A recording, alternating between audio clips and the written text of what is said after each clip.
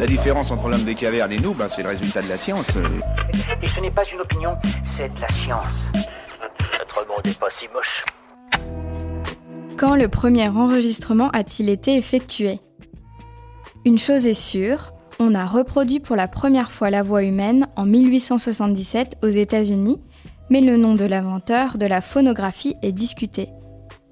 En avril 1877, le Français Charles Cros, poète et inventeur, dépose à l'Académie des sciences un pli décrivant un système de gravure de disques, le paléophone.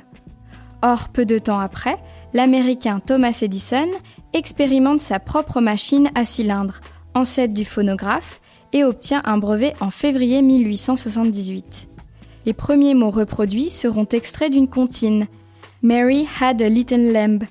Marie avait un petit agneau. Super, j'adore. Alors écoute-moi bien, je vais essayer d'être clair avec toi. Ouais, génial. Terraformation, le phénomène naturel responsable de l'apparition de la vie.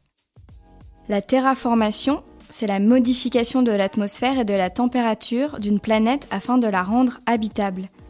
Sa faisabilité est étudiée pour Mars.